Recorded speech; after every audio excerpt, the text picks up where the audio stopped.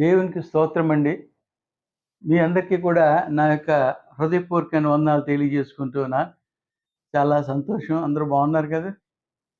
God bless you all.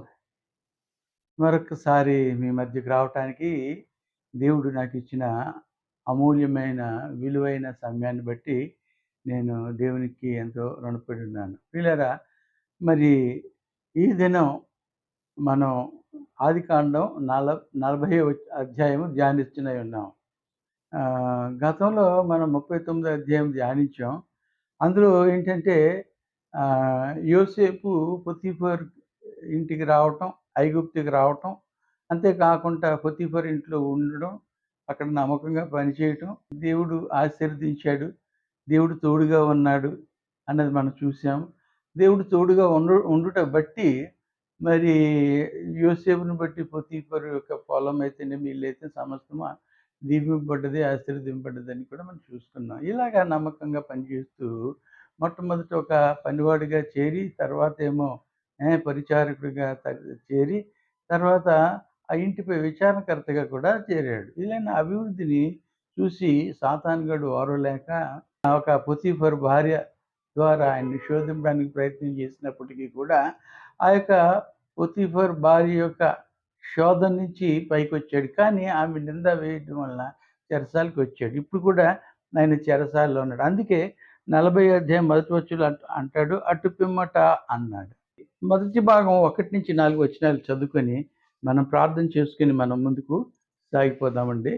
అటు పిమ్మట ఐగుప్తి రాజు యొక్క పానదాయకుడును భక్ష్యకారకుడును తమ ప్రభువైన ఐగుప్తి రాజు ఎడల తప్పు చేసిరి గనుక ఫరో పానదాయకుల అధిపతియు భక్ష్యకారుల అధిపతియునైన తన ఇద్దరు ఉద్యోగస్తుల మీద కోపపడి వారిని చెరసాలలో ఉంచుటకై రాజు సంరక్షక సేనాధిపతికి అప్పగించెను. అది యోసేపు బంధింపబడిన స్థలము.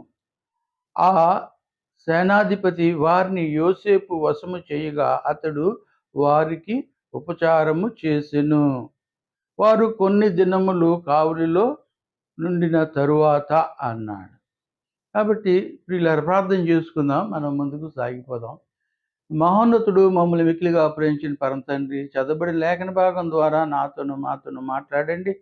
మాకు కావాల్సిన ఆత్మీయ ఆహారం దయచేయండి. మా జీవితాలకు దేవుని ఆశీర్వాదము, దిద్దుబాటు దయచేయండి. మీ కృప మెండుగా దయచేయమని నీ దాసుని సిలువ జట్టును మరుగుపరుచుకొని మా ప్రభువా మీరే మాట్లాడి మీ నామానికి మహిమ ఘనత ప్రభావములు ఆపాదించుకోమని నీ దాసుని మీ కృపగల హస్తాలకు అప్పగించుకుంటూ మా ప్రాణప్రియుడును మా రక్షకుడును మీ ప్రియ కుమారుడైన యేసుక్రీస్తు నామములో ప్రార్థన చేసి వేడుకుంటున్నాం తండ్రి, ఆమేన్. చాలా సంతోషం ప్రియులారా. ఇక్కడ మొదటి వచనం మనం చూసినప్పుడు అక్కడ ఏముంది? అటు పిమ్మట ఐగుప్తు రాజు యొక్క పానదాయకుడును భక్ష్యకారుడును తమ ప్రభువైన ఐగుప్తు రాజు అంటే ఫరో రాజు ఎడల తప్పు చేశారండి. తప్పు చేశారు గనుక ఫరో పానదాయకుల అధిపతియు భక్ష్యకారుల అధిపతియునైనా తన ఇద్దరు ఉద్యోగస్తుల మీద కోపపడి వారిని చెరసాలకు అప్పగించాడు.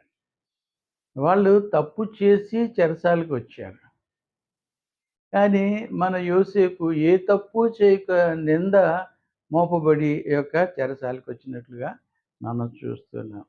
వీళ్ళారా, ఇక్కడ మనం చూసినట్లయితే 39వ అధ్యాయంలో ఈ యొక్క సాతానుగాడు ఈ స్త్రీ వేషంలో, అందమైన స్త్రీ వేషంలో వచ్చి యూసుఫ్ మీద అటాక్ చేశాడు. కానీ ఇక్కడ చూసినట్లయితే ఈ ఇద్దరు పానదాయకుడు భక్ష్యకారులు ఇద్దరు వచ్చారు. ఇందులో పానదాయకుడు వలన కూడా కొంత శోధన యోసేపు అనుభవించవలసి వచ్చింది. ఎందుకంటే ఆయన చెప్పిన కలలు నెరవేరిన తర్వాత తిరిగి తన ఉద్యోగం వచ్చిన తర్వాత మర్చిపోయాడు. మనం చూసినట్లయితే 41వ అధ్యాయంలో 2 సంవత్సరాల తర్వాత 2 ఏళ్ళు గడిచిన తర్వాత ఫరో ఒక కలగని 2 ఏళ్ళ వరకు కూడా ఆయన గుర్తు చేసుకోలేదు. కాబట్టి శోధన అటు స్త్రీ ద్వారా వచ్చింది, ఇటు ఒక అఫీషియల్ ఈజిప్షియన్ అఫీషియల్ ద్వారా కూడా వచ్చింది. ఆయన ఆయన ఏమాత్రము కూడా మరి వెనుకంజ వేయకుండా శ్రమలు సహిస్తూనే ప్రభు కొరకు కనిపెట్టినట్లుగా మనం చూస్తున్నాం. అక్కడ కొద్దిగా తొందరపాటు పడినట్లు కూడా మనం ఈ అధ్యాయంలో చూస్తాం. అంటే ఆలస్యం అయ్యే కొద్దిగా తొందరపాటు పడినట్లు కూడా చూస్తాం. అయితే ప్రియులారా, మనం ఈ 4 వచనాల్లో చూసినట్లయితే మన ప్రభు కూడా ఏ తప్పు చేయలేదు మన ప్రభు.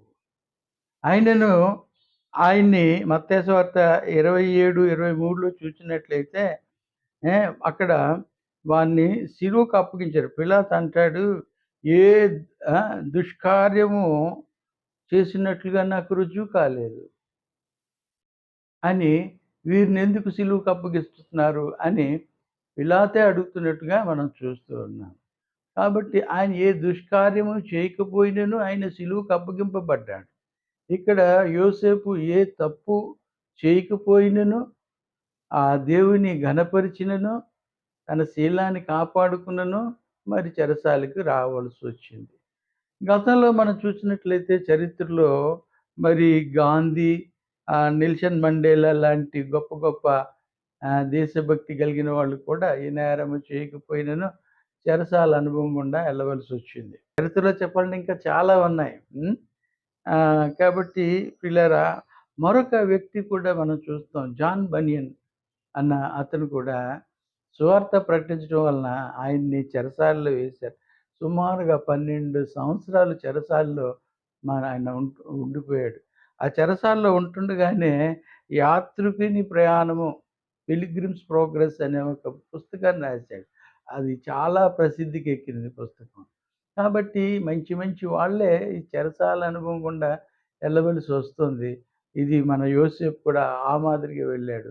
అలాగే వెళ్ళినోళ్ళు కొంతమంది ఉన్నత స్థాయికి ఎదిగినట్లుగా మనం చూస్తున్నాం. అలాగే యోసేపు కూడా ఈ యొక్క చెరసాల నుంచే సులువుగా ఈ యొక్క ఫరో ఆస్థానానికి వెళ్ళాలి.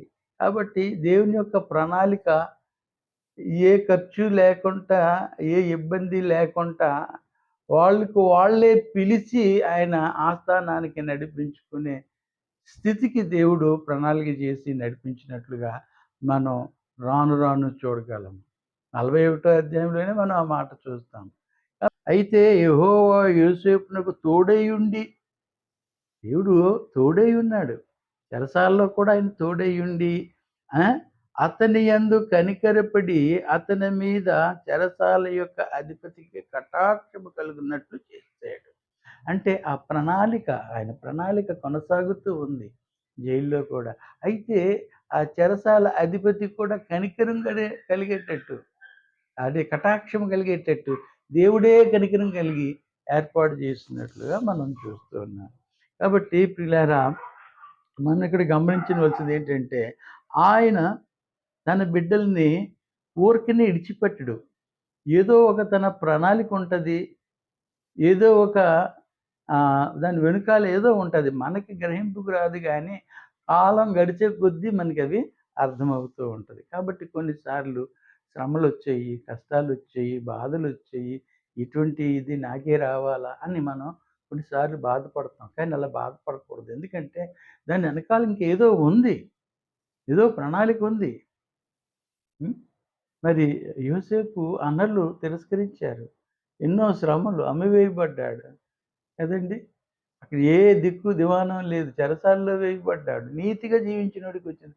నువ్వు నేను చాలా సార్లు ఇంత నీతిగా ఉంటున్నామే, ఇంత పవిత్రంగా ఉంటున్నామే, దేవుని కార్యక్రమాల్లో ఇంత చురుగ్గా పార్టిసిపేట్ చేస్తున్నామే. నే కాబట్టి మనకెందుకు ఈ శ్రమలు అని అనుకుంటావు. కానీ దానికి తగ్గ బహుమానం మనకు ఉందన్న సంగతి మనకు తెలీదు. అది రాను రాను ముందు ముందుకి మనకి తెలుస్తూ ఉంటాయి.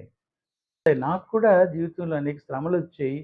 అయినా దేవుని మహాకృప నన్ను బలపరుస్తూ దేవుడు ముందుకు నడిపిస్తూ ఉన్నాడు. కారు యాక్సిడెంట్ అయింది, కాపాడాడు. 2 సార్లు కరోనా వచ్చింది, కాపాడాడు. వివాహం విషయంలో సహాయం చేసాడు దేవుడు. చేస్తాడు దేవుడు, విడిచిపెట్టడు. వస్తాయి, శ్రమలొస్తాయి. అంత మాత్రాన కృంగిపోవలసిన పని లేదు. దిగులు చెందవలసిన పని లేదు. డీలా పడిపోవలసిన పని అంతకన్నా లేదు. కాబట్టి హుషారుగా, ఉత్సాహంగా మనం ముందుకు పోవాలి. అందుకే పేతురు పత్రికలో అంటాడు, ఇప్పుడు మీరు పొందుతున్న శ్రమల కంటే మీరు పొందబోయే ఆ యొక్క మహిమ ఎదుట ఇవన్నీ కూడా ఎన్నదగినవి కావు అంటాడు. సో, పైనున్న వాటి మీద మనం దృష్టి ఉంచినప్పుడు ఇవి మనకు పెద్దగా లెక్కకు రావు. మరొక మాట మనం చూద్దాం. పౌలు, శీలలు కూడా ఏ తప్పు చేయలేదు కదండీ! సువార్త ప్రకటిస్తున్నారు అంతే. వాళ్ళు చెరసాలలో వేశారు. కొరడా దెబ్బలు కొట్టారు భయంకరంగా.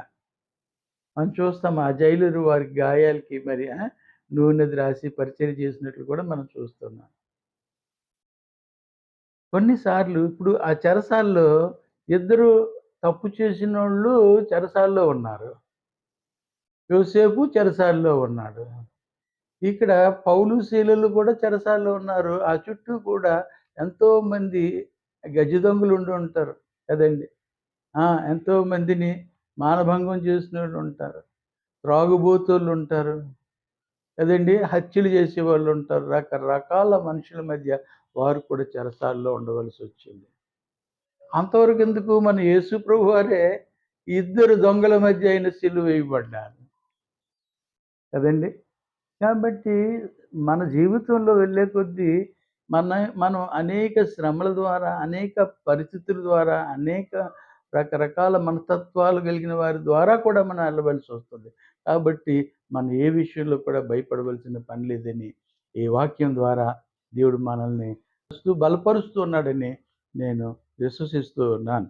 కాబట్టి ప్రియులారా మనం ఇక్కడ గమనించి చూసినట్లయితే అక్కడ ఆ నీతి పరుడు గాబట్టి, యథార్థవంతుడు గాబట్టి, ఆయన్ని వారి మీద ఇన్‌చార్జ్‌గా ఉంచాడు దేవుడు. ఎంతసేపు వశం చేసాడు. నువ్వు యథార్థంగా, నీతిగా నీవు నీ పని సక్రమంగా చేస్తూ, నమ్మకంగా చేస్తూ ఉంటే, దేవుడు నిన్ను ఉన్నతమైన స్థాయిలోనే ఉంచుతాడు గానీ, తక్కువ స్థాయిలో ఉంచడు.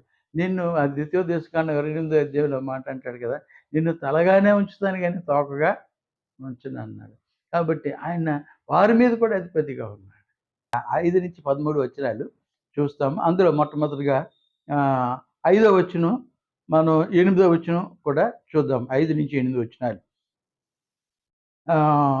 వారిద్దరూ అనగా చెరసాలలో బంధింపబడిన ఐగుప్తీ రాజు యొక్క పానదాయకుడును, భక్ష్యకారుడును ఒకటే రాత్యందు కలలు గండ్రి. ఒక్కొక్కడు వేరు వేరు భావములు గల కల కనెను. తెల్లవారినప్పుడు యోసేపు వారి వద్దకు వచ్చి వారిని చూడగా వారు చింతాక్రాంతులయ్యుండిరి. అతడు ఎందుచేత నేడు మీ ముఖములు చిన్నబోయి ఉన్నవని తన యజమానుని ఇంట తనతో కావలి యందున్న ఫరో ఉద్యోగస్తులను అడిగెను. అందుకు వారు, మేము కలలు గంటిమి, వాటి భావము చెప్పుగల వారెవరునూ లేరని అతనితో ననగా, యోసేపు వారిని చూచి, భావములు చెప్పుట దేవుని ఆధీనమే గదా! మీరు దయచేసి ఆ కలలు నాకు వివరించి చెప్పుడనెను. మేము కలలుగన్నాము, వాటి భావాలు చెప్పేవారు ఎవరు లేరు. అంటే ఆల్రెడీ ఆ జైల్లో ఉన్నోళ్ళందరినీ అడిగి ఉండి ఉంటారు. ఎవరు కూడా చెప్పలేని పరిస్థితి అది. సాధారణంగా కలల భావాలు చెప్పడం అనేది it is not easy thing కదా! అది ఓన్లీ అది దేవుని యొక్క జ్ఞానం కలిగినటువంటి వారు మాత్రమే, దేవుని యందు ఉన్నటువంటి వారు మాత్రమే దాన్ని చెప్పగలరు. అందులో ఈయన ఆల్రెడీ కలలు కన్నవాడే గదా! కలలు భావం ఎరిగినవాడు గనుక అది దేవుని వలనే అవుతది గానీ, మనుషులకి సాధ్యం కాదు. కొన్ని మాత్రం మనం నమ్మగలం. ఎందుకంటే దేవుడు కొన్నిసార్లు కలల ద్వారా దర్శనమిస్తాడు. కాబట్టి అయి డిఫరెంట్‌గా ఉంటాయి. అవి మనం ఈజీగా గుర్తించగలం. కానీ వీరికొచ్చిన కలలు ఏంటంటే, వీరు చేసిన తప్పిదం మీదే వీరి ఆలోచనలో బహుశా ఉండి ఉండొచ్చు. అందుచేత ఈ కలలొచ్చాయి. కాబట్టి ప్రియులారా, ఇది కలలు భావం చెప్పేది దేవుడు మాత్రమే అని అక్కడ 8వ వచనంలో మరి యోసేపు దేవుని ఘనపరుస్తూ ఉన్నాడు. దేవునికే అది సాధ్యమని దేవుణ్ణి మహింపరుస్తూ ఉన్నాడు. అయినను మీరు నాకు చెప్పండి అని చెప్తూ ఉన్నాడు. అంటే దేవుడు ఆయనకి తోడుగా ఉన్నాడు గనుక నేను వివరించగలను అన్న ఆలోచనతో బహుశా అడిగి ఉంటాడు. ఏం చింతించకండి, నాతో చెప్పండి, నాతో షేర్ చేసుకోండి. నా what best I can do I will do అన్నట్టుగా మాట్లాడాడు. నాకు చేతనైనంత నేను సహాయం చేస్తాను అని చెప్పినప్పుడు ఆ కలల భావం ఈ పానదాయకుడు ద్రాక్షావల్లి కనబడి దానికి 3 తీగలు అది బహుగా ఆ! ఆ! ఆ గెలలు అది ఫలించింది. పుష్పించింది, వికసించింది, గెలలొచ్చాయి, అయి పండాయి. వాటిని పిండి అది పాత్ర మాత్రం ఆయన చేతిలోనే ఉందంటున్నాడు చూడండి. ఆ గిన్నె ఆయన చేతిలోనే ఉందంటూ ఉన్నాడు. కాబట్టి గిన్నె తొలగిపోలేదు. కాబట్టి అందులో నేను ఇచ్చినట్లుగా నాకు కలొచ్చిందంటే, అప్పుడు యోసేపు చెప్తున్నాడు, తప్పకుండా ఈ 3 తీగలు 3 దినాలు, 3 దినాల్లోగా మళ్ళా నీ యొక్క ఉద్యోగం ఏదైతే నీకు ఇదివరకు ఏ స్థాయిలో ఉందో తిరిగి ఆ స్థాయికి నువ్వు మళ్ళా చేరుతావు. ఏం భయపడొద్దు అని చెప్తాడు. చెప్తూ మూడో భాగంగా మనం చూసినట్లయితే ప్రియులారా 14-15 వచనాలు. అక్కడ పానదాయకుడు ఈ కళ భావాన్ని చెప్పిన తర్వాత, నీ ఉద్యోగం వచ్చిన తర్వాత దయచేసి మర్చిపోకుండా నన్ను ఈ చెరసాలలో నుంచి పైకొచ్చేటట్టు ఫరోకి నన్ను గురించి చెప్పు అని రికమెండ్ చేస్తున్నట్లుగా మనం చూస్తున్నాం. చూడండి ఆ మాట. కాబట్టి నీకు క్షేమము కలిగినప్పుడు నన్ను జ్ఞాపకము చేసుకొని నా యందు ఆ! కరుణించి ఆయన కనికరం అడుగుతున్నాడు. కరుణించి ఫరోతో నన్ను గూర్చి మాట్లాడి, ఈ ఇంటిలో నుండి నన్ను బయటికి రప్పించు అంటున్నాడు. యోసేపు ఈ మాట అనటం కొంత మనకి బాధాకరమే. ఎందుకంటే ఆయన చెరసాలలో ఎటువంటి ట్రీట్‌మెంట్ ఉంటది. ఎంత ఇన్‌చార్జ్‌గా ఉన్నప్పటికీ వారికొచ్చే సప్లై ఫుడ్ గాని, వాటర్ గాని ఏ ఫెసిలిటీస్ ఉండవు. చాలా భయంకరంగా ఉంటది. ఆ దినాల్లో మరీ ఘోరంగా ఉంటది. అధికారిగా ఉండుండొచ్చు కానీ అందరికి వచ్చే ఫుడ్డు, ఫెసిలిటీస్ అన్నీ ఒకలాగే ఉంటాయి. ఏమాత్రం తేడా ఉండదు. కాబట్టి అటువంటి భయంకరమైన పరిస్థితుల్లో ఉండలేక, సహించలేక మరి తొందరపడి ఆ మాట మాట్లాడాడేమో అని నేను అనుకుంటూ ఉన్నాను. ఏ ఆహ్, రప్పించమన్నాడు. 15వ వచనంలో ఏమంటాడు? ఏలనగా నేను హెబ్రీయుల దేశముల నుండి దొంగిలింపబడి తినన్నాడు. ఇది కూడా రెండో అబద్ధం. దొంగిలించలేదు ఎవరు. అమ్మబడ్డాడు. ఈ చెరసాలలో నన్ను వేయుటకు ఇక్కడ సహా నేనేమియు చేయలేదని అతనితో చెప్పాను అన్నాడు. అక్కడ అర్థం ఏంటంటే 14, 15లో అంటున్నాడు, ఈ నేను ఏ పాపము చేయలేదు, ఏ తప్పిదము చేయలేదు. నన్ను ఏ దొంగిలింపబడి తిని నేను. ఏ నా మీద ఏ నేరము లేదు. అందువలన ఫరోకి ఎటువంటి అభ్యంతరం ఉండదు. కాబట్టి నా గురించి నువ్వు ఫరోకి చెప్పి నన్ను ఈ చెరసాలలో నుంచి బయటికి రప్పించడానికి ఆ! సహాయం చెయ్యి అన్నట్లుగా మాట్లాడుతూ ఉన్నాడు. వాస్తవానికి దేవుడిని అడగాలి. దేవుడిని ఆ! బ్రతిమాలాలి. తన చింత, తన బాధ సమస్తం కూడా దేవుని దగ్గరే చెప్పుకోవాలి. కానీ ఒక అన్యుడి దగ్గర అది ఒక అఫీషియల్ అతను. ఒక ఉద్యోగి దగ్గర ఆయన చెప్తూ ఉన్నాడు. చెప్తూ ఉండడం కొద్దిగా మనకెంతైనా బాధాకరం. రేపు కొద్దిగా తొందరపాటు పడినట్టుగా అనిపిస్తుంది. ఎందుకంటే అక్కడ పరిస్థితులను, ఆ వాతావరణాన్ని ఆ యొక్క ఇది మరి బహుశా తట్టుకోలేకపోయాడు. ఎందుకంటే తండ్రి దగ్గర అల్లారు ముద్దుగా పెరిగినోడు కదా! ఏ మరి పొతీఫర్ ఇంటి దగ్గర కూడా సమస్తం ఆయన కంట్రోల్‌లోనే ఉంది కదా! చక్కగా హ్యాపీగా ఉన్న లైఫ్ సడెన్‌గా ఈ చెరసాలలోకి రావటం, అక్కడ వాతావరణం, పరిస్థితులు, ఫెసిలిటీసు అన్నీ కూడా మనకి తట్టుకోలేని పరిస్థితి వలన కొద్దిగా తొందరపడి, ఆ రీతిగా ఆ పానదాయకుడితో ఆ బట్లర్‌తో చీఫ్ బట్లర్ ఆయనతో చెప్పడం జరిగింది అని నేను భావిస్తున్నాను. కాబట్టి ఆయన అడుగుతున్నాడు, రిక్వెస్ట్ చేస్తున్నాడు. ఆ యొక్క ఫరోతో చెప్పి నన్ను ఈ యొక్క చెరసాల నుంచి విడిపించేలా చూడమని చెప్పాడు. అయితే ఎప్పుడైతే ఈ మాటలు చెప్పాడో, నాకేం చెప్తాడా అన్నట్టుగా ఈ యొక్క భక్ష్యకారుడు కూడా ఎదురు చూస్తూ ఉన్నాడు. అతడు తెలిపిన భావము మంచిదని భక్ష్యకారుల అధిపతి చూచి అతనితో ఇట్లనెను. నేనును కల కంటిని, ఇదిగో తెల్లని ఆహ్, పిండి వంటలు గల 3 గంపలు నా తల మీద ఉండెను. ఆహ్, మీది గంపలో ఫరో నిమిత్తము సమస్త విధములైన పిండి వంటలు ఉండెను. పక్షులు నా తల మీదనున్న ఆ గంపల్లో నుండి వాటిని తీసుకుని తినుచుండెను. అందుకు యోసేపు దాని బావమీదే ఆ 3 గంపలు 3 దినములు ఇంకా 3 దినములలోగా ఫరో నీ మీద నుండి నీ తలను పైకెత్తి మ్రాను మీద నిన్ను వేలాడదీయించును. అప్పుడు పక్షులు నీ మీద నుండి నీ మాంసము తినివేయనని ఉత్తరమిచ్చెను. రెండవని కాలా చెప్పాడు. అంటే పైన మనం చూసినప్పుడు పానదాయకుడు ఆ పాత్ర, ఆ గిన్నె నా దగ్గరే ఉంది. ఇయన్నీ ఈ ద్రాక్ష తీగెలొచ్చాయి, పళ్ళొచ్చాయి. వాటిని పిండి ఆ రసాన్ని ఆ! రాజుగారికిచ్చా అంటే అక్కడ మరి రాజుగారి మీద ఆయనకున్న ప్రేమ, తన యొక్క డ్యూటీ, తన యొక్క రెస్పాన్సిబిలిటీ ఇది చూపిస్తుంది. ఇక్కడ ఏం చూపిస్తుంది? ఆ యొక్క తల మీదున్న మూడో గంపలోని పక్షులు తింటున్నాయంటే నువ్వెంత అజాగ్రత్తగా ఉన్నావు. దాన్ని మీద మూతేయడమో ఏదో చెయ్యాలి కదా! He has to take some care కదా! చాలామంది పని జేస్తాం గానీ, ఆ పని మరి శ్రద్ధగా చేయాలి. జాగ్రత్తగా చెయ్యాలి. కానీ అశ్రద్ధగా ఉన్నట్లుగా మనకు కనబడుతోంది. కాబట్టి పక్షులొచ్చి తీసుకుపోతూ ఉంటే ఎలాగ ఊరుకుంటాడు? కొన్నిసార్లు చూడండి ఇలా కర్రబెట్టి ఇలా పక్షులు రాకుండా కొట్టుకుంటూ ఎళ్తూ ఉంటారు. ఆ! పై తల మీద పెట్టుకొని చేపలమ్మేవాళ్ళు గానీ, లేదంటే ఇంకా ఇతరితర మనం చూస్తూ ఉంటాం కదండీ! చిన్న కర్ర గట్టి దానికేమో చిన్న గుడ్డ గట్టి ఇలాగ ఇసురుతూ ఉంటుంటారు ఇది రాకుండా. ఆ మాత్రం కూడా లేకుండా అయి పక్షులొచ్చి తింటున్నాయని చెప్తున్నాడు. కళ అలాగొచ్చిందంటే ఆ ఉద్దేశం చూడండి. He is so irresponsible person అన్నమాట.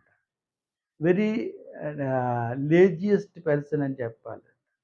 ఆయన వెరీ నెగ్లిజెన్స్ అని కనబడుతుంది.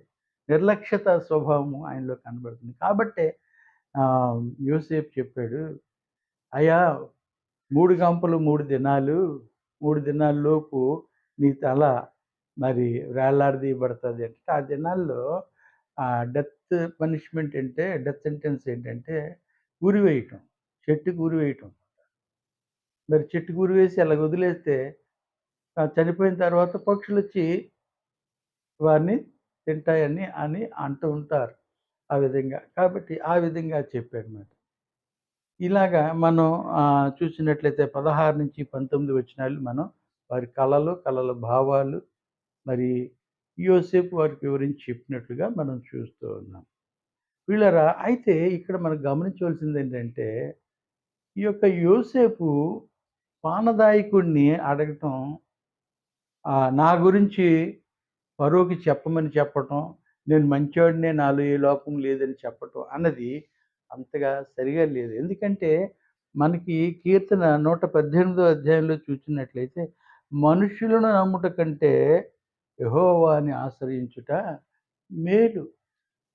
మనుషులే పట్టువారు. ఏ తర్వాత అంటాడు రాజులను నమ్ముట కంటే యెహోవాని ఆశ్రయించుట మేలు. కీర్తన 118, 8, 9 వచనాల్లో ఆ మాటలు మనకి తేటగా తెలుసు. యెహోవాని మనం ఆశ్రయించాలి ఏదైనా. దేవుడిని అడగాలి. అంతేగాని మనుషుల్ని అడిగే వలన జరగదండి. దేవుడు ఎట్టి కార్యాన్నైనా సులువుగా ఆయన చేయగలడు. ఎందుకంటే సర్వశక్తిమంతుడు, సర్వానికి అధిపతి ఆయనే. కనుక ఆయన్ని అడగాలి. రాజు కంటే అధిపతి ఆయన. రాజులు నియమించేవాడు, రాజుల్ని ఆ! దించేవాడు కదండీ! రాజ్యాలు నిలబెట్టేవాడు, రాజ్యాలను కూల్చేవాడు దేవుడు. ఆయన చేతిలో ఉంది అధికారం అంతా కూడా. కాబట్టి దేవుడిని అడగటం మానేసి ఈ యొక్క సామాన్యమైన మానవుడిని అడగటం అది మన ఆహ్, ఎలాగా మనకి బాధాకరమే. క్రైస్తవులు కూడా మనం కూడా ఈ దేవునికి మొరబెట్టాలి. అంతేగాని ఈ కొంతమంది అధికారులని, ఎమ్మెల్యేలని, ఎంపీలని వాళ్ళని పట్టుకొని బతిమిలాడడం, వాళ్ళ చుట్టూ తిరగటం ఇవన్నీ అంటే తప్పని కాదు గానీ, మనకి సర్వశక్తుడైన దేవుడున్నాడుగా. ఆయన్ని అడిగితే ఆయన అన్నీ జేస్తాడు. ఎవరిని ఎక్కడ నిలబెట్టాలి, ఎవరిని ద్వారా ఆ పని జరిగించాలి అన్నీ కూడా ఆయన చేయగలడు. కాబట్టి నీవంతగా ఆహ్, ఆహ్, తక్కువ జేసుకొని ఆ యొక్క రాజు యొక్క అఫీషియల్ ఉద్యోగి దగ్గర అంతగా దిగజారిన స్థితి కనబడడం కొద్దిగా బాధాకరమే కదా! ఎందుకంటే దేవుడు నీకు పొతీఫర్ ఇంట్లో ఉన్నప్పుడు సహాయం చేశాడు. చెరసాలకొచ్చినప్పుడు కూడా చెరసాల అధిపతికి నీ పట్ల కనికరం కలిగేటట్టు నీకు అధికారం ఇచ్చినట్లు కూడా దేవుడు చేశాడు. ఇంత చేసిన దేవుడు ఈ యొక్క చెరసాల నుంచి నిన్ను విడిపించడా? దేవుడు తప్పకుండా ఈ చెరసాల నుంచి నిన్ను తప్పిస్తాడు. ఎందుకంటే ఆయన ప్రణాళిక నెరవేరాలి. సో, ఆయన యొక్క నిబంధన, ఆయన యొక్క ప్రణాళిక ఒక వ్యక్తిని పట్టుకుని ఆ వ్యక్తి ద్వారా మరి కొనసాగిస్తాడు. అందుకే మనకి ఫిలిప్పీ పత్రికలో 1 అధ్యాయం 6 వచనంలో అంటాడు గదా! ఏ కార్య ఆరంభం చేసేవాడు క్రీస్తు రాకడ వరకు దాన్ని కొనసాగించేవాడు ఆయనే అంటాడు. చక్కటి వచనం గదా! అవును. ఆరంభించాడు ఆయనే. నీతో పని ప్రారంభించాడు. అది చివరి వరకు ఆయన కొనసాగిస్తాడు. అది సక్సెస్‌ఫుల్‌గా జరుగుతాడు. ఆయన మీద నువ్వు భారం ఉంచు. నీవైనా, నేనైనా సహోదరుడా, సహోదరి మన పట్ల దేవుని చిత్తం ఏదుందో అది జరిగేంత వరకు ఆయన నీకు అన్ని విధాలా సహాయపడుతూ ఉంటాడు. నువ్వు కూడా సహకరిస్తూ మనం ముందుకు సాగినట్లయితే తప్పకుండా దేవుడు చేస్తాడు. భయపడిపోయి, విడదీసి, వెనకంజ వేసి ఆగిపోతే కాదు, సాగిపోతేనే సహాయం దొరుకుద్ది. కాబట్టి ప్రియులారా దీనివల్ల మన పాఠం ఏంటంటే, ఒక అన్యుడిని అడిగాడు దట్టు. అయితే ఒక మాట 146 కీర్తనలో ఒక మాట అంటాడు. 3-5 వచనాలు చూసినట్లే, రాజుల చేతనైనను, నరుల చేతనైనను రక్షణ కలుగదు. వారి ప్రాణము వెడలిపోవును. వారు మట్టి పాలగుదురు అంటాడు. ఎన్నో ప్రణాళికలు వేస్తారు. ఎన్నో చేస్తామంటారు. కానీ వారు ఎప్పుడు చనిపోతారో తెలీదు. వారు మృతతుల్యులు అంటారు. ద మోర్టల్ మెన్ అంటారు. సో, వారు ఎప్పుడు చనిపోతారో తెలీదు. వారి శాసనాలు వారితోనే గతించిపోతాయి. కాబట్టి నిత్యము ఉండువాడు ఆయన. ఆది అంతము లేనటువంటి వాడు. అటువంటి దేవునికి మనం మొరపెట్టుకుంటే ఆయన అద్భుతాలు చేసే దేవుడు. అందుకే నేనంటాను, you must allow God so he will do miracle through you. నీ ద్వారా ఆయన గొప్ప కార్యాలు చేయటానికి ఆశపడుతున్నాడు. నువ్వు ఆయన్ని అంగీకరించి ఆయనకు అవకాశం ఇవ్వు.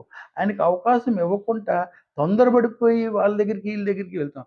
ఒక వివాహం విషయంలో అయితేనేమి, ఉద్యోగం విషయంలో అయితేనేమి, భూమి కొనే విషయంలో అయితేనేమి, మనకి తొందరపాటు ఎక్కువ. దేవుడిచ్చేంత వరకు మనం ఆగలేము. సహజం. అది జనరల్ వీక్‌నెస్ అనుకోండి. కాదనట్లేదు గానీ, కానీ భక్తి కలిగిన వారమైన మనము కొద్దిగా ఓపిక కలిగినట్లయితే ఆయన తప్పకుండా ఆ కార్యాన్ని చేసి తీరుతాడు. కాబట్టి ఇక్కడ మనం గమనించవలసిందేంటంటే ప్రియులారా, ఆహ్, ప ప తర్వాత మరొక మాట. అక్కడే 146లోనే అంటాడు. ఎవడు యెహోవా మీద ఆశ పెట్టుకొనునో వాడు ధన్యుడు అంటాడు. ఎవరి మీద ఆశ పెట్టుకోవాలి? ఎవడు యెహోవా మీద ఆశ పెట్టుకున్నవాడు ధన్యుడు అంటాడు. కదండీ! మనం యెషయా గ్రంథం 40 అధ్యాయంలో మనం చూసినట్లయితే 31 వచనంలో అంటాడు. యెహోవా కొరకు ఎదురు చూచువారు నూతన బలము పొందుదురు. వారు పక్షిరాజు వలె రెక్కలు చాపి పైకి ఎగురుదురు. అలయక పరుగెత్తుదురు, సొమ్మసిల్లక నడిచిపోదురు. సొమ్మసిల్లరంట. ఏ? అలసట అనేది ఉండదంటాడు. ఏ? వారు రెక్కలు చాచి పైకి ఎగురుదురు అంటారు. అంటే ఉన్నతమైన స్థితికి ఎదుగుతారు. కాబట్టి ఆ ఉన్నత స్థితికెళ్ళేటప్పుడు అలసట ఉండదు అంటూ ఉన్నారు. ఎవరు ఆ! యెహోవా మీద మాట చూడండి. ఆహ్, ఆహ్, యెహోవా ఎవరు యెహోవా కొరకు ఆయన కొరకు ఎదురు చూడాలి మనం. ఆయనకొక అవకాశం ఇవ్వాలి. అంతేగాని మనం తొందరపాటు పడకూడదు. అక్కడ తొందరపాటు పడినట్లుగా మనం చూస్తున్నాం యోసేపు. 19 వచనం వరకు మనం చూసుకున్నాం. ఆ యొక్క భక్ష్యకారుని యొక్క కల కూడా వివరించి ఆయన గురించి చెప్పాడు.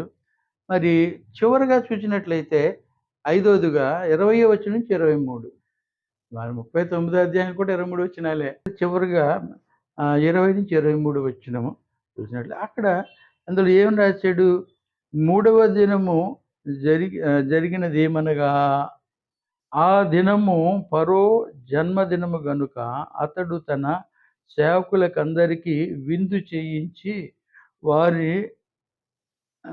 నడుమ పానదాయకుల అధిపతి తలను, భక్ష్యకారుల అధిపతి తలను పైకెత్తి పానదాయకుల అధిపతి ఉద్యోగము మరల అతనికి ఇచ్చెను గనుక అతడు ఫరో చేతికి గిన్నె నిచ్చెను.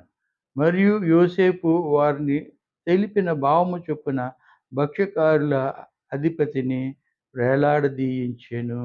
అయితే పానదాయకుల అధిపతి యోసేపును జ్ఞాపకము చేసుకొనక అతనిని మరిచిపోయెను అంటున్నాడు. ఇక్కడ చివరి భాగంలో మనం చూసినట్లయితే ప్రియులారా, యోసేపు కల భావము వివరించాడు సరే. ఒకవేళ అలా జరగకపోతే యోసేపు సంగతి ఏంటి? మనం చెప్పేస్తాం డేరుగా. చెప్పాడు నిజంగా. ఆయన అంటున్నాడు కలభావం చెప్పేది దేవుడే తప్ప మన వల్ల కాదన్నాడు. మరి ఎలాగ చెప్పాడు? దేన్ని బట్టి చెప్పాడు చెప్పండి? అయితే దేవుని మీద భారం వేసి చెప్పాడు. కానీ ఒకవేళ అది జరగకపోతే ఇతని గతి ఏమవుతది? ఇతని పరిస్థితి ఏమవుతది? ప్రియులారా, దేవుడే ఆ పని జరిగించాడు. It's a wonderful thing. కొన్నిసార్లు మనం అంటాము. అన్నది అది మనం అంటే దేవుని మీద విశ్వాసంతో అంటాం. దేవుడు కనికరించి కృప చూపించబట్టి తప్పించుకోబడ్డాడు. ఇది చేసింది జరిగింది అలాగ ఆయన చెప్పినట్లుగా జరిగింది. దేవుడే చేశాడు అని నా నా ఆలోచన. అంతే. ఆయనకు అవ్వాలని అనేసాడు గానీ, ఒకవేళ జరగకపోతే ఏంటి అనేది ఆలోచించలేదు. కాబట్టి ప్రియులారా, అక్కడ దేవుడే ఆయనకి తోడుగా. ఎందుకంటే దేవుడు ఆయనకి నిత్యము తోడుగా ఉంటున్నాడు. చెరసాలలో ఉన్నప్పుడు తోడుగా ఉన్నాడు. చెరసాల అధిపతి కనికరం పుట్టించినోడు ఆయనే. ఈ కలల భావాలు చెప్తున్నప్పుడు కూడా దేవుడు అది వినే ఉంటాడు. అది అలాగు జరుగులాగున దేవుడే ఏర్పాటు చేశాడు. ఆయన జన్మదినం అన్నారు కదండి. ఆయన జన్మదినాన్ని అది అంతా కూడా చెప్పినట్లుగా జరిగినట్లుగా మనం చూస్తున్నాం. కానీ పానదాయకుడు మర్చిపోయాడు. ఈ జన్మదినం అనేది మనకి 2 సార్లు మనం చూస్తాము. హేరోదు కాలంలో బర్త్‌డే నాడు కూడా మనం చూస్తున్నాం గదా! ఎవరు బాప్తిస్మ యోహాను యొక్క తల తీసివేయబడ్డది. అలాగే ఈ యొక్క ఫరో జన్మదినాన్ని ఈ యొక్క భక్ష్యకారుని తల తీయబడ్డది. కాబట్టి వీళ్ళరా ఈ యొక్క జన్మదినాలు 2 కూడా ఇలాగ మరి ఎక్కడ మనకి కనబడవు. సాధారణంగా బర్త్‌డేలన్నవి చాలామంది ఈ దినాల్లో జరుపుకుంటూ ఉన్నారు గానీ, ఎంత మట్టుకు సమంజసం అన్నది మనం చూడాలి. నన్నడిగితే గలతీ పత్రిక 4:10లో ఏమంటాడంటే, మీరు దినములైనను, మాసములైనను, ఉత్సవ కాలములైనను, సంవత్సరములైనను ఆచరించుదురేమో, నేను పడ్డ ప్రయాస వృధా అవుతుందేమో అని బాధపడుతూ ఉన్నాడు. ఆ ఓల్డ్ టెస్టమెంట్‌లో ఉన్న ఆ యొక్క రిట్స్ అంటే ఆచారాలు అవి ఇప్పుడు కూడా మీరు పాటిస్తున్నారేమో. యేసుక్రీస్తు మరి శిలువ మరణం పొందుటతో ఇవన్నిటిని కూడా సమాప్తి చేశాడు. కాబట్టి ఇవన్నీ కూడా మీరు ఆచరించవలసిన పని లేదు అన్నట్లుగా చెప్తూ ఉన్నా. ఈ దినములు, మాసములు, ఉత్సవ కాలాలు అన్నీ కూడా మరి పాత నిబంధనకి సంబంధించిందని కొంతమంది అంటారు. కొంతమంది అంటారు ఇవన్నీ కూడా మనకి అక్కర్లేదని మరి మన పూర్వీకులు చెప్తూ ఉన్నారు. ఒక ఆచారంగా వస్తుంది. ఈ బర్త్‌డేలని గానీ, ఈ యొక్క జ్ఞాపకార్థ కూడికలను జ్ఞాపకం చేసుకోవాల్సింది క్రీస్తుని గానీ, మనుషులను గాదు గదా! మన మనుషులు ఏ పాటి వారు అని కొంతమంది. అలాగే బర్త్‌డే కూడా లేవు. మనోళ్ళు పూర్వం నుంచి ఎవరు కూడా ఆచరించట్లేదు. బర్త్‌డే నీకు సంతోషాన్ని కలుగజేస్తుంది తప్ప దేవునికి కాదు. నీ జీవితం ద్వారా దేవుడు సంతోషించాలి. నీ బ్రతుకు ద్వారా దేవుడు సంతోషించాలి అని కొంతమంది అభిప్రాయం. అయితే దినములను గురించి చెప్పాడు. యానివర్సరీల గురించి చెప్పాడు. అమావాస్య మాసముల గురించి కూడా చెప్పాడు. ఇవన్నీ కూడా మరి మనం ఆచరించవలసిన పని లేదు అని కొందరు అభిప్రాయం.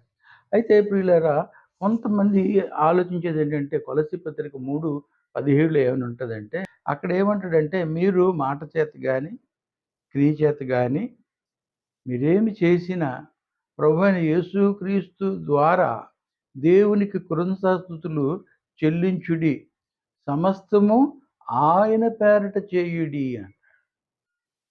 కాబట్టి మనం ఏం చేసినా అది ఆ! మాట చేత గాని, క్రియ చేత గాని ఏ మంచి కార్యం చేసినా అది కృతజ్ఞతగా చేయమన్నాడు కాబట్టి, సో, మనం థాంక్స్ గివింగ్ ఈ సంవత్సరం అంతా దేవుడు కాపాడాడు. Thanks giving. లేక ఈ 60 సంవత్సరాలు కాపాడాడు కనుక థాంక్స్ గివింగ్ అని మనోళ్ళు చేసుకుంటున్నారు. సెలబ్రేట్ చేసుకుంటున్నారు. అది పాపం అని కాదు గానీ, అది ముందు నుంచి ఆ యొక్క అలవాటు లేదు. ఈ యొక్క బ్రెదరన్ అసెంబ్లీస్‌లో. ఏ తర్వాత అలాగే మెమోరియల్ సెరమనీస్ అంటే చనిపోయినోళ్ళ జ్ఞాపకార్థం, నీతిమంతుని జ్ఞాపకం చేసుకునుట ఆశీర్వాదకరమని చెప్పి ఆ వచనాన్ని తీసుకొని కొంతమంది ఆ యొక్క మెమోరియల్ సెరమనీ పెడతారు. మనం చనిపోయిన తర్వాత ఏం చేసినా అది వారు చూడరు, వారికి చెందదు కూడా. ఇది నేకెడ్ ట్రూత్, నగ్న సత్యం. అది బ్రతికున్నంత వరకే మనం ఏం చేయగలిగినా, చనిపోయిన తర్వాత ఏం చేసినా వాళ్ళు చూడరు, వాళ్ళకి చెందదు కూడా. అనవసరం అది మన యొక్క ప్రేమ కొద్దీ మన ఏదో తృప్తి కొరకు. ఆత్మ తృప్తికై మనుషులు ఆడుకునే అది ఒక నాటకం అంటారు. అది వాస్తవం గాదు. నాటకం అంటారు. ఏదో నలుగురు ఏమనుకుంటారో, వీళ్ళేమనుకుంటారో, వాళ్ళేమనుకుంటారో, ప్రేమ లేదనుకుంటారేమో, ఇలాగా ఆలోచించి చేస్తారే గానీ, అది ఒక నాటకం కిందే కనబడుతుంది తప్ప, అనుబంధం, ఆత్మీయత అంతా ఒక బూటకం అంటాడు. కాబట్టి ప్రియులారా, ఇదంతా కూడా ఒక నాటకంలా చేస్తారు. వాళ్ళేం చూడరు. బ్రతికుంటుండగానే మనం చేయాలి. కాబట్టి సమాధుల దగ్గరికి వెళ్తూ ఉంటారు. యానివర్సరీస్ అంటే సమాధులకెళ్తారు. సంవత్సరం కూడా. ఆ సమాధుల్లో యేసు ప్రభువు లేదు అక్కడ. అక్కడ మగ్దలేనే మరియ ఎళ్ళింది యేసు ప్రభు కొరకు వెళ్ళింది తప్ప కాబట్టి ప్రియులారా, మనం అక్కడ యేసు ప్రభు కోసం ఎళ్తున్నామా? కాదు మనుషుల కొరకు ఎళ్తున్నాం. అక్కడ ఏముంటది? మనకి మత్తయి సువార్త 23 అధ్యాయంలో ఆ! సున్నము కొట్టిన సమాధుల్లారా అని హెచ్చరిస్తూ ఉన్నాడు. లోన ఏముంటదని కూడా వివరిస్తున్నాడు. కాబట్టి వాటి గురించి మనం ఈ యొక్క సంవత్సరాదులు, ఈ దినాలు, ఈ మాసాలు ఎక్కడ మీరు ఆచరిస్తారో అని పౌలు బాధపడుతూ ఉన్నాడు. కాబట్టి మనం ఈ లోకరీతిగా లోకాచారం ప్రకారంగా లోక పద్ధతులు మనం పాటించకూడదు అంటాడు. అందుకే రోమాపత్రిక 12 అధ్యాయంలో పదే పదే మనం చెప్పుకుంటాం కదా! హ్మ్. ఆ! ఈ లోకాచారంగా కావద్దంటాడు. ఈ లోక మర్యాద చొప్పున కాక అంటాడు. ఏది అనుకూలము, ఏది ఆ! ఆ! ఆహ్, యోగ్యమైనది, ఏది దేవుని చిత్తము ఎరిగి చేయమంటూ ఉన్నాడు తప్ప, ఈ యొక్క దినాలు, మాసాలు, ఉత్సవ కాలాలను మీరు ఎక్కడ ఆచరించుతారేమో అని అక్కడ పౌలు బాధపడుతున్నట్లుగా చెప్తున్నాడు. కాబట్టి ఏ చాలామంది ఈ దినాల్లో సెలబ్రేట్ చేసుకుంటూ కొలస్సీ పత్రికని ఆధారం చేసుకుంటూ 17వ వచనాన్ని ఆధారం చేసుకుంటూ దేవునికి కృతజ్ఞత తెలియజేసుకుంటున్నాము అని చేస్తున్నారు. అదేం పాపం కాదు గానీ, సరిగాదు అని మాత్రం చెప్పక తప్పదు. కాబట్టి ఏమి అనుకోవద్దండి దయచేసి. మన పూర్వీకులందరూ కూడా ఆచరిస్తున్న సత్యాన్ని నేను మీకు తెలియజేస్తూ ఉన్నాను. వారెన్నడూ చేయలేదు. వాస్తవానికి చెప్పాలంటే ఫస్ట్ సెంచరీలో క్రిస్టమస్ కూడా వాళ్ళు జరపలేదు. మనం లెంట్ డేస్ కూడా జరిపినట్టుగా ఎక్కడా లేదు. ఫస్ట్ సెంచరీలో నేను చెప్తున్నా. రాను రాను ఒక ఆచారంగా వచ్చింది. కాన్స్టంటైనోపుల్ ఎప్పుడైతే మొత్తం ఈ క్రిస్టియానిటీని మరి ర రి జ రికగ్నైజ్ చేశాడో, అప్పటినుంచి ఇవన్నీ ఆచారాలు వచ్చాయి తప్ప, అంతకు మునుపు ఉన్నట్టుగా ఎక్కడా లేదు. కాబట్టి గమనించండి దయచేసి నేను ఇలా చెప్తున్నానని కాదు గానీ, ఫస్ట్ సెంచరీలో అక్కడ లేవు. మనం ఇవన్నీ ఇప్పుడు అదే అందుకే పౌలు చెప్తూ ఉన్నాడు. ఈ ఆచారాలు పట్టుకొని, ఈ యొక్క ఇది పట్టుకొని మీరు చాలామంది హాఫ్ సారీస్ ఫంక్షన్స్ చేస్తూ ఉంటారు. వాళ్ళలాగా మనం చేయకూడదు. కొలస్సీ 2:16, 17లో అంటాడు పండుగ, అమావాస్యలు, విశ్రాంతి దినముల విషయమై తీర్పునకు అవకాశం ఇవ్వొద్దు అంటాడు. చూడండి చక్కటి మాట. కొలస్సీ 2:16, 17లో పండుగలు, అమావాస్యలు, విశ్రాంతి దినములు విషయమే అంటే ఇంక విశ్రాంతి దినం లేదు. యేసుక్రీస్తు ప్రభువారు పస్కా బలిగా అర్పింపబడిన తర్వాత ఇంకా విశ్రాంతి దినం లేదు. సున్నతి లేదు. ఆ! ఇవన్నీ చెప్తున్నాడు. అమావాస్య పండుగలు లేవు. నిస్సాన మాసం అంటారు కదా! అవి మాసాన్ని 14 రోజున పస్కా బలి అంటారు. అది కూడా లేదు. That was fulfilled. ఇవన్నీ కూడా చాలా ముఖ్యమైనవి సత్యాలు దయచేసి తెలుసుకోండి. సమయం ఎక్కువయిందని పక్కన పడేస్తున్నారు. ఏ! తెలుసుకోండి. దేవుని వాక్యం చాలా ప్రాముఖ్యమైనది. అన్నిటికంటే శ్రేష్టమైనది. అందుకే తెలియకనే తప్పిదాలు జరుగుతున్నాయి. తెలిస్తే తప్పు చేయరుగా. కాబట్టి ప్రియులారా చక్కగా అక్కడ 16, 17 వచనాలు కొలసి క్లియర్‌గా రాస్తున్నారు. అందుకే సామెతలు 23, 23 అంటాడు.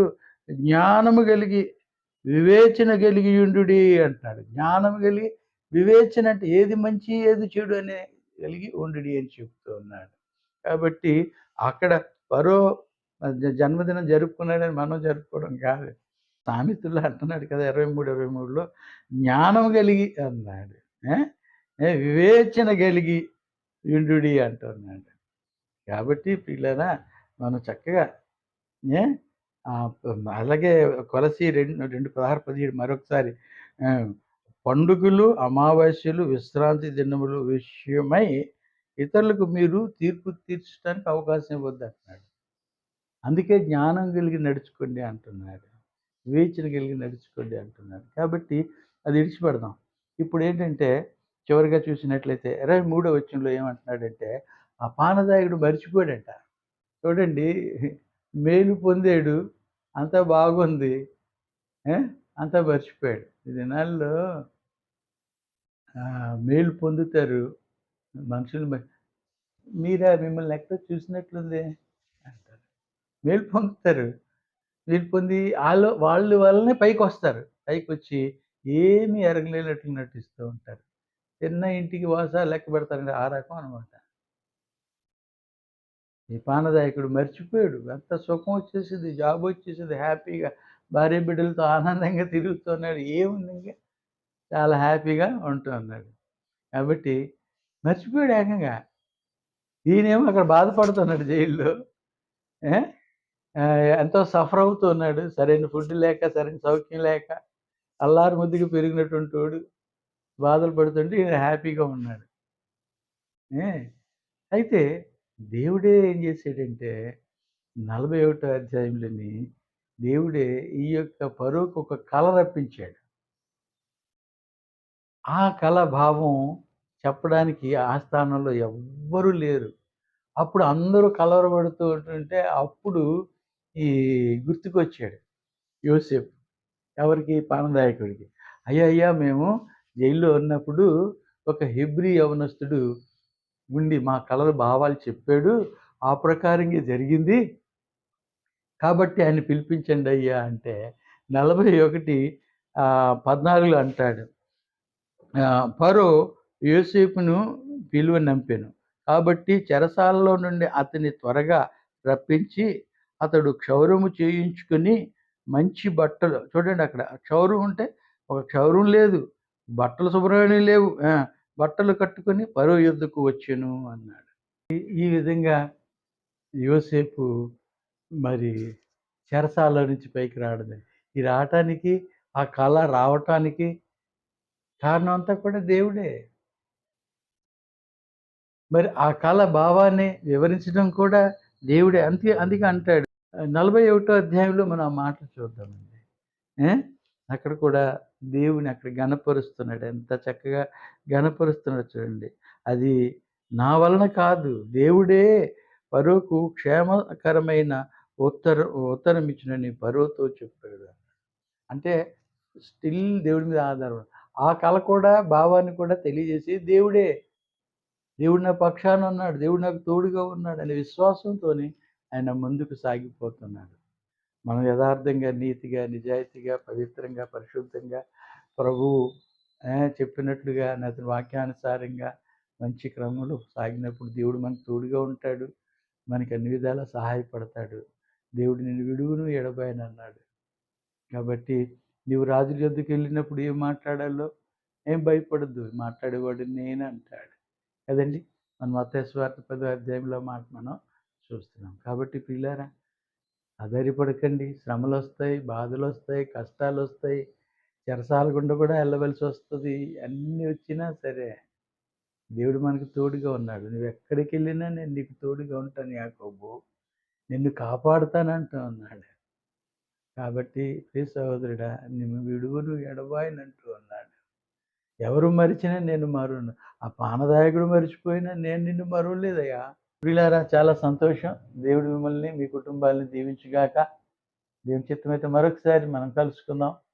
మా కొరకు, మా సంఘం కొరకు, పరిచర్య కొరకు ప్రార్థన చేయండి.